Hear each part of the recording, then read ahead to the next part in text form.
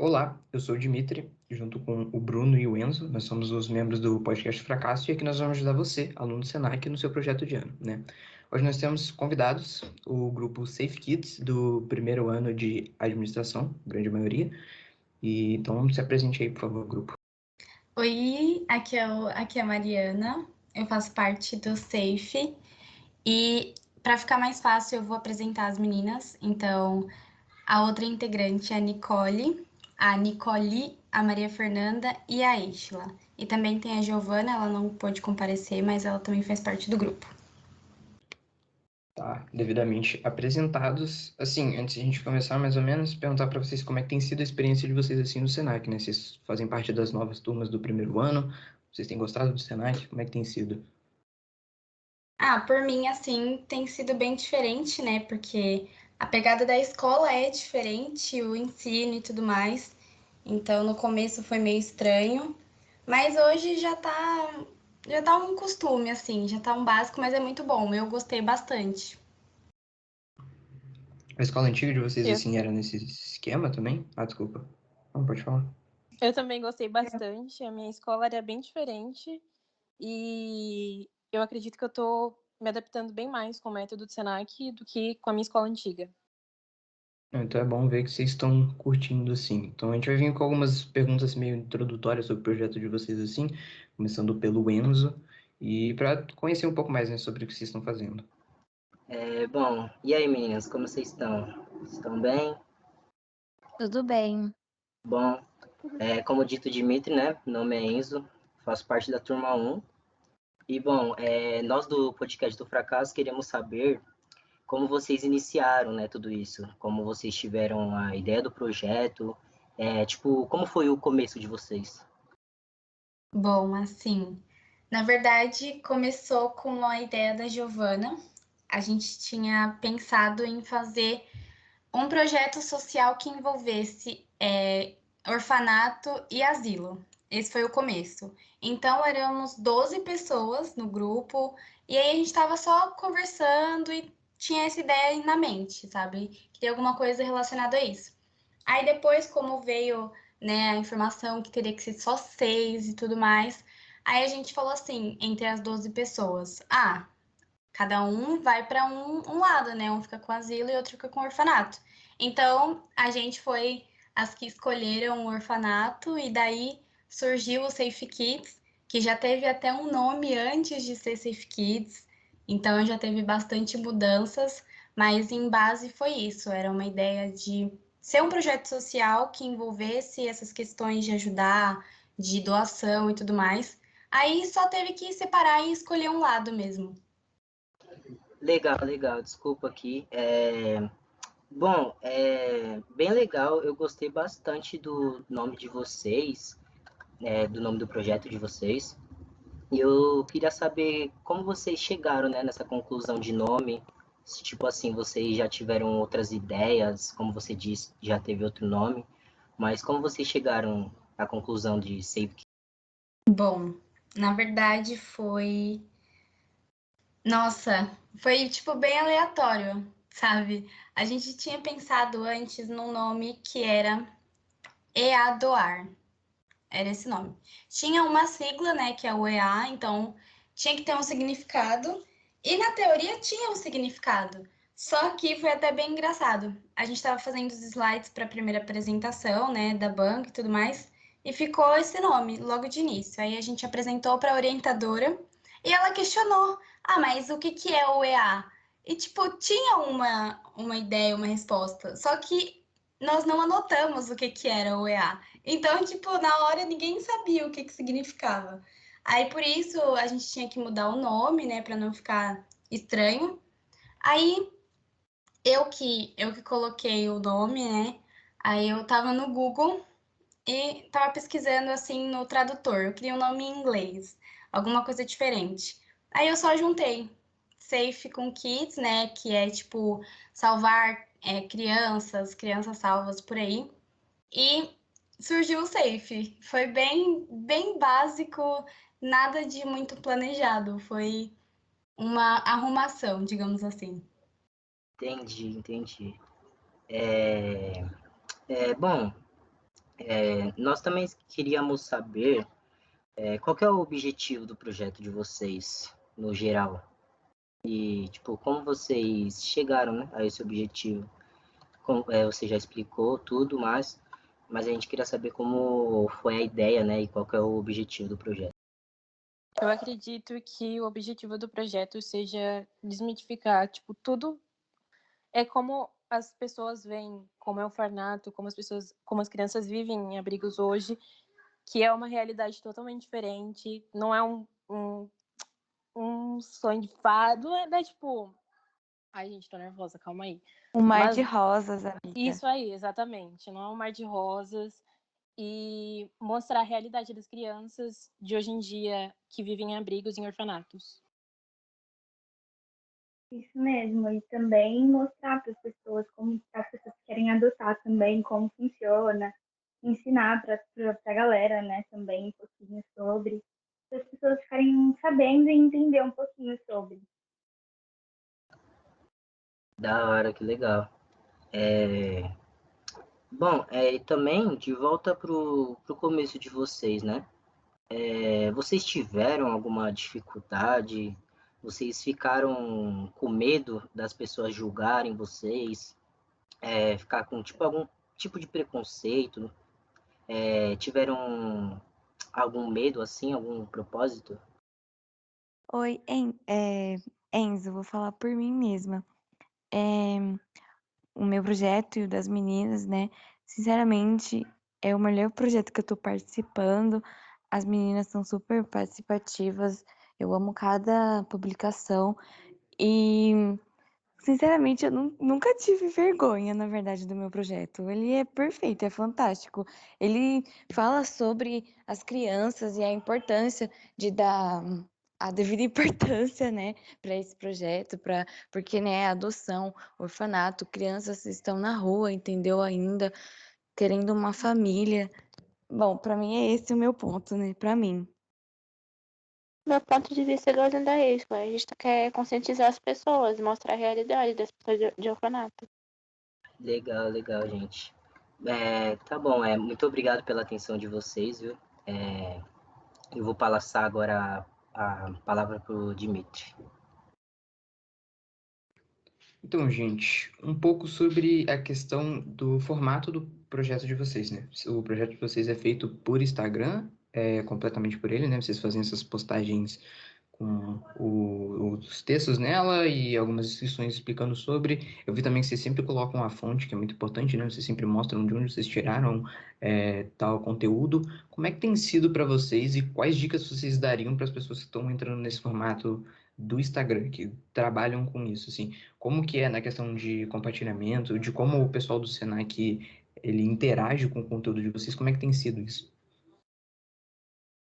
Bom, tem sido um pouco desafiador, digamos assim, porque logo de início nós pensamos em ter o Instagram como uma fonte só de divulgar o nosso blog.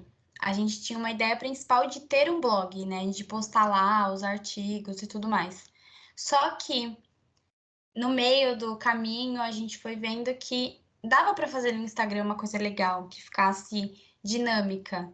Então a gente foi tentando, foi fazendo e a gente não sabe muito bem como dar uma dica do que fazer, mas eu acho que é muito importante e a gente prezou muito isso antes de começar, antes de publicar, a gente já tinha um projeto feito de identificação visual e tudo mais. Tanto que se você parar para ver no nosso Instagram, os posts são sempre muito parecidos. Em questão de cor, sempre são as mesmas cores, porque a gente escolheu uma cor para ser do nosso tema. Então teve uma criação do logo assim, antes de apresentar na banca, a gente criou um logo, né? A gente usou o azul e o roxo, que são cores mais infantis, uma fonte mais infantil. Então a gente já apresentou com isso pronto.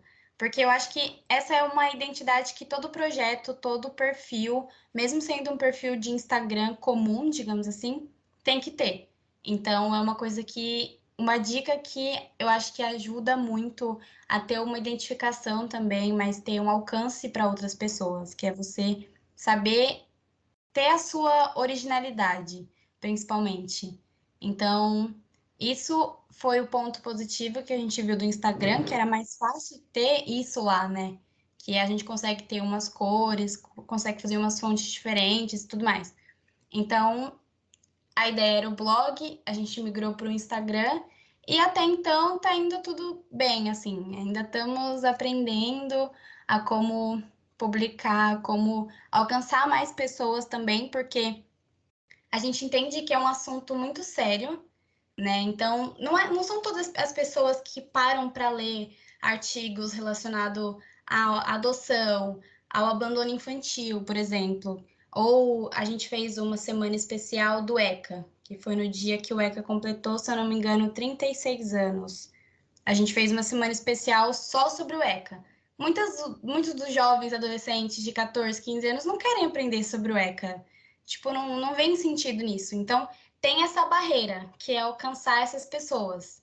Mas, no intuito, eu acredito que eu posso falar por todas as meninas que o final do nosso projeto é fazer com que isso aconteça, sabe? Conscientizar desde a pessoa mais jovem até a pessoa mais velha.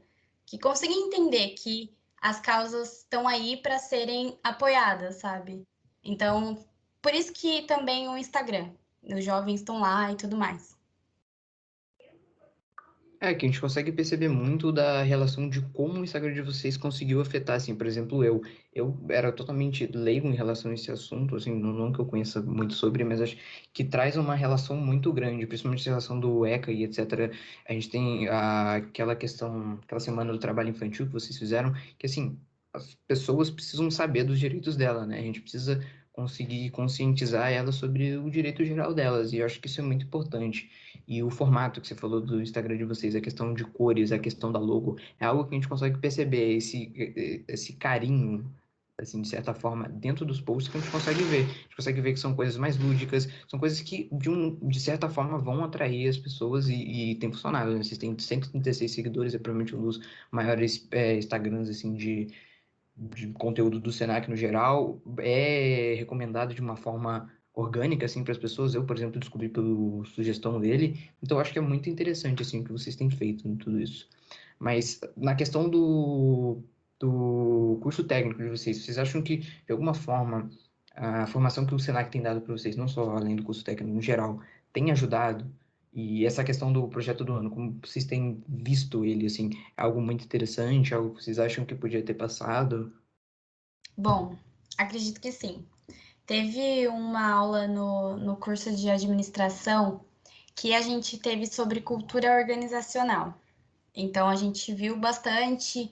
O projeto não. O curso inteiro de administração ele é muito focado em organização. Isso a gente consegue ver muito. Então, isso ajudou bastante. Antes mesmo de ter o Instagram, né, para postar, a gente já tinha o perfil, só não tinha os posts. Então, a gente já estava se preparando desde antes, já tinha uma gaveta de conteúdos para conseguir postar e tudo mais.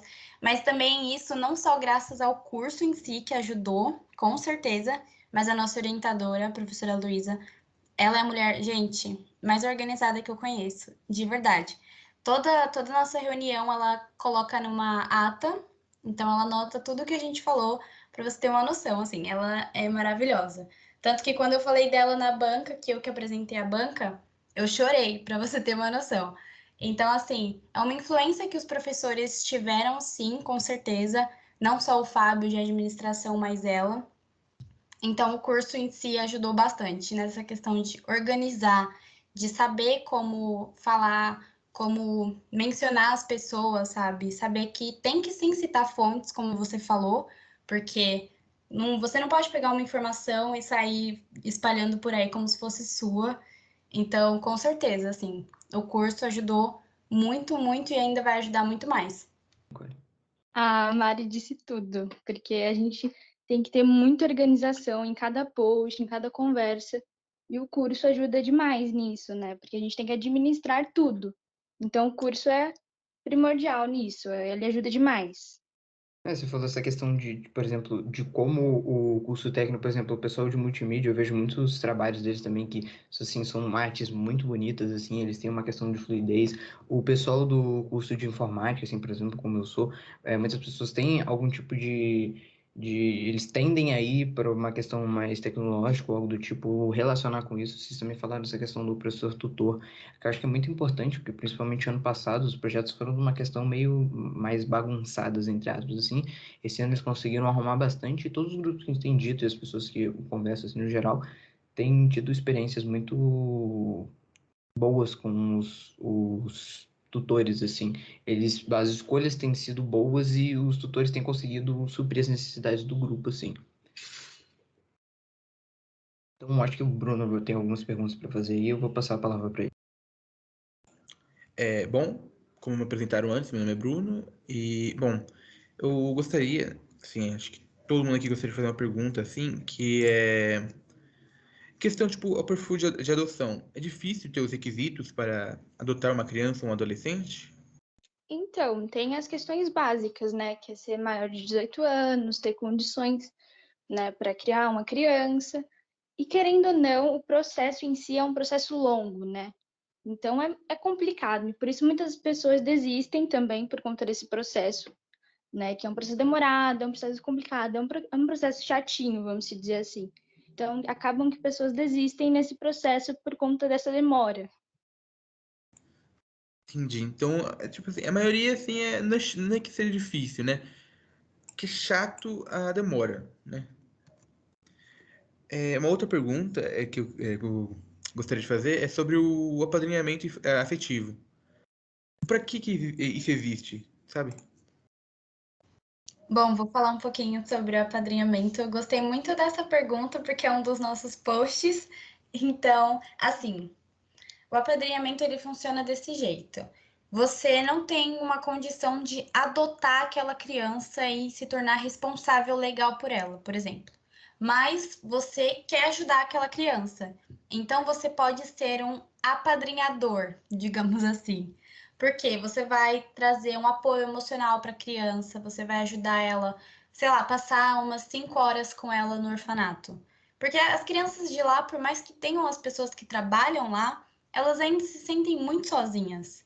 Assim, a gente não tem uma noção, falando de fora, de como elas se sentem. Mas parando para imaginar, sabe? Você fica lá sabendo, principalmente as crianças mais velhas, que já estão fora, digamos assim, do perfil de busca que os pais estão procurando. Porque também é uma coisa que a gente falou no Instagram, que os casais, né? Eles geralmente procuram crianças com recém-nascidas, assim. Então é um preconceito, sabe? Então, por essas crianças que já estão mais velhas e vendo que elas estão perdendo a chance de ter uma família, por isso que o apadrinhamento afetivo acaba sendo muito importante. Porque você não só ajuda financeiramente, né? Também tem o apadrinhamento financeiro, que você ajuda financeiramente a criança com estudo e tudo mais. E o afetivo é para você realmente ser padrinho daquela criança. Você vai ajudar, você vai dar um amor e um carinho que talvez ela não receberia das pessoas que cuidam dela diariamente, por ser muitas crianças. Então, por isso que é muito importante, você não tem uma responsabilidade de adotar legalmente, mas você acaba tendo um vínculo com a criança que com certeza ajuda muito e faz com que ela consiga, depois de adulta, né, ter uma saúde mental até muito melhor. Tem uma coisa legal, né? Você, assim, que tá assistindo agora isso aí, não tem a condição de adotar uma criança, você pode acabar virando o padrinho dela, padrinho, né? É uma coisa bem legal, como ela disse. Isso completamente deve ajudar muito a criança que está lá dentro do orfanato. Bom, e mais uma outra pergunta, né? Eu dei uma olhada nas publicações de vocês no Instagram e vi que vocês fizeram uma semana dedicada ao autismo, né? E eu gostaria de perguntar se vocês conhecem alguém ou tem uma relação com a pessoa que possui o autismo e como vocês acabam agindo com isso. Bom, eu posso falar por mim. Além de eu ter um irmão adotado, ele também é autista. Então, é muito doido porque às vezes as pessoas, tipo, ele não gosta, por exemplo, eu vou dar um exemplo. Ele não gosta de gritaria, ele não gosta de muita gente perto, então ele tem que ter sempre um canto dele. E às vezes, mesmo explicando isso para as pessoas, algumas pessoas, né, têm a cabeça fechada, muito fechada, e não sabem respeitar, tipo, o tempo dele. E isso é muito ruim, mas tem outras também que, tipo, sabem respeitar e enfim, sabem lidar com isso, com a situação, mas eu acho que desde quando o Francisco entrou pra minha vida, aqui pra casa, pra nossa família, foi tudo. Enfim, melhorou tudo aqui em casa, mas em relação, assim, fora da nossa convivência, aqui, daqui de casa, do que a gente sabe, fora da convivência é muito diferente, porque às vezes as pessoas não sabem lidar e respeitar com isso, e aí, mesmo explicando, fica um negócio meio difícil, sabe? Ah, eu imagino, né? Deve ser um pouco chato pra ele, porque as pessoas não, às vezes não entendam isso, né? Mas imagino que ele deve ser uma pessoa incrível, assim como a família de todo mundo aqui. Bom, eu em particular não tenho mais nenhuma pergunta. Enzo, Dimitri, tem mais alguma? Vocês mesmos gostariam de acrescentar alguma coisa? Eu tenho mais uma pergunta. Queria perguntar se vocês têm noção, em média, quantas crianças são adotadas por ano, mais ou menos. E se elas são, desculpa que eu não completei, se elas são mais parte de criança, adolescente, pré-adolescente, ou até adulto, né? Pela nossa pesquisa, assim, mais ou menos que eu lembro, mais ou menos assim, 5 mil crianças por ano, e tipo, criança, assim, menores de 6 anos. Só assim mesmo. Maiores de 6 anos é bem difícil ser adotada, gente. É bem complicado essa situação da procura das pessoas por isso. Então, assim, geralmente é recém-nascidas, como a Mari falou, e é uma média baixa, né? Querendo ou não, são muitas crianças, mais de 30 mil crianças, assim, em um curto espaço, e 5 mil são adotadas. Então, assim, é complicado isso, e são crianças menores de 6 Nossa, sim. A gente fez uma grande pesquisa, sério, muito grande antes de apresentar o projeto na banca. Então, tanto que a nossa introdução deu mais de 3 páginas de introdução do escopo e tudo mais, porque é um assunto muito complexo. Envolve política, envolve questão governamental e tudo mais.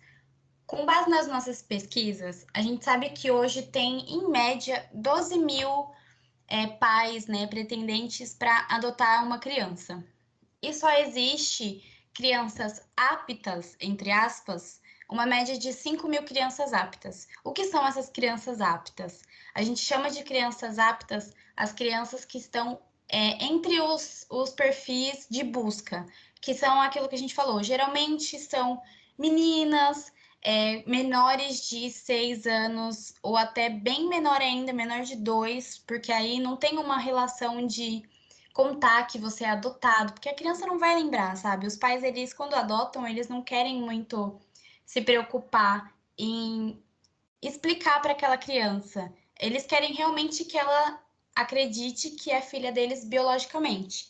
Então, talvez por isso tenha essa procura enorme por crianças tão pequenas. Mas é muito difícil você ver, assim, crianças maiores de 8 anos sendo adotadas, por conta do medo até dos pais da criança ser mais velha e apresentar problemas, sabe? É um mega preconceito muito grande. Então, se você olhar assim pelos números, a conta em si não bate. Por quê? 12 mil pais, 5 mil crianças? Nossa, adota que essas 5 mil já era, sabe? Acabou. Mas não é assim. É muito difícil. Fora que, assim, tem uma lei no Brasil que nós questionamos muito essa lei, inclusive, que é assim: a criança ela só pode ser adotada a partir do momento em que acabaram todos os meios de encontrar qualquer parente biológico dessa criança. Então, assim, eles procuram, isso demora anos, anos, anos, e ela só pode estar apta a ser adotada se nenhum parente biológico quiser adotar ela, sabe? Então, por isso, muitas vezes, como elas falaram, os pais desistem. Porque ficam anos e anos e anos e talvez a criança seja adotada por algum parente. Então, os pais, eles ficam nessa frustração e tudo mais. Então, é muito difícil hoje você adotar no Brasil ainda. Demora muito tempo, mas ao mesmo tempo a gente tenta balancear essa informação, porque assim, nós acreditamos ser muito importante você ter uma busca, né, e saber se aqueles pretendentes de adoção, eles são pessoas boas, se eles vão dar tudo que aquela criança precisa. Mas ao mesmo tempo, essa busca incessante por familiares acaba frustrando não só os pais, mas a criança principalmente, porque por já ser uma criança que já está provavelmente mentalmente abalada, fica 1000 vezes mais abalada, sabe? Então tem muitas questões que precisariam ser discutidas e mudadas sobre os quesitos de adoção no Brasil, principalmente, e é muito falado isso, mas ao mesmo tempo não é muito falado, sabe? Porque não é visivelmente, não tem uma visibilidade de público maior para que as pessoas conheçam como funciona o processo. Nós, principalmente, quando estávamos procurando, a gente, nossa, aprendia muitas coisas novas.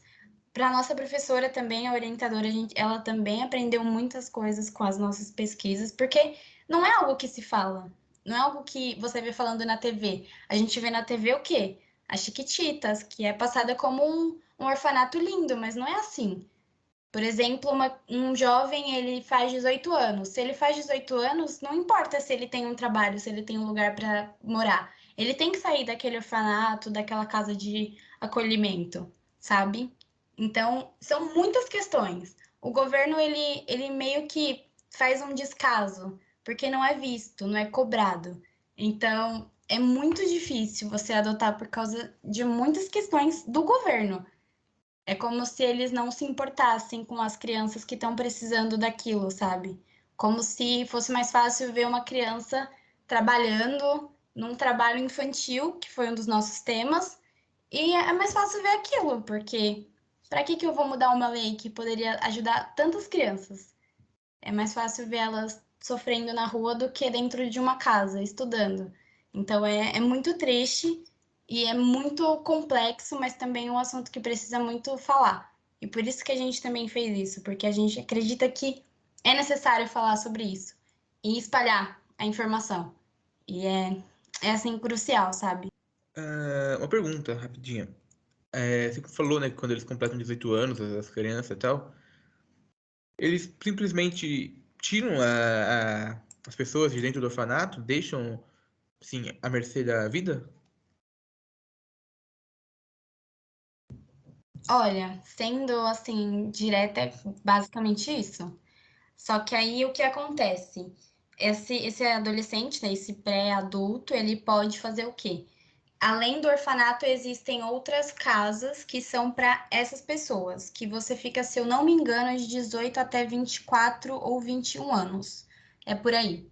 Aí é mais livre que um orfanato, digamos assim, né? Você já tem uma responsabilidade maior. Então, geralmente, essas crianças que não conseguem ser adotadas, que não conseguem um trabalho, porque quando elas fazem a idade de ser jovem aprendiz, muitas conseguem emprego, então já vai guardando um dinheiro e tudo mais. Mas sim, se elas fazem 18, elas são.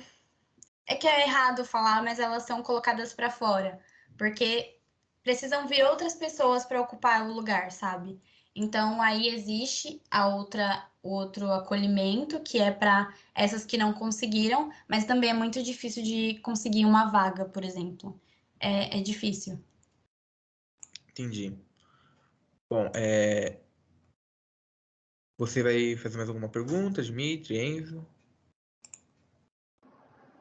Então, você falou um pouco também que as crianças só podem ser adotadas depois que eles verificam, né? Eles checam se não tem mais nenhum parente. Vocês sabem também qual que é a média dessas crianças que, se elas encontram os seus pais novamente, se elas reencontram algum parente próximo, tio, tia, avó?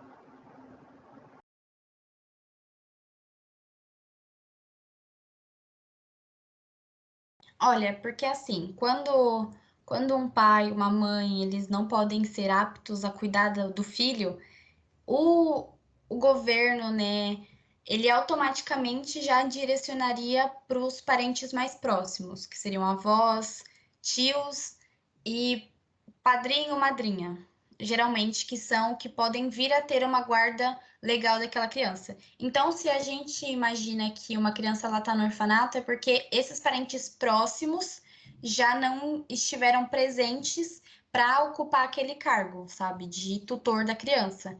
Então, aí, por isso que fica uma busca entre qualquer pessoa, basicamente, que tenha um vínculo afetivo não, um vínculo biológico com aquela criança, mesmo se nunca tiver conhecido. Se você tem, eles vão falar, você pode cuidar da criança, por exemplo. E aí, muitas vezes é um assunto que a gente abordou também, que muitas vezes esses parentes biológicos acabam adotando aquela criança não por querer adotar aquela criança, não generalizando, claro, mas se eles quisessem cuidar daquela criança, eles já teriam cuidado antes, né? Você concorda comigo? Então, às vezes ela fica numa casa, num lar que não tem amor o suficiente que ela receberia de um pai adotivo, sabe? Mas é porque o governo ele preza, e isso por questões religiosas, com certeza, questões de crenças também, que ela deve ficar com a família, né? A família, entre aspas, que é o sangue do meu sangue.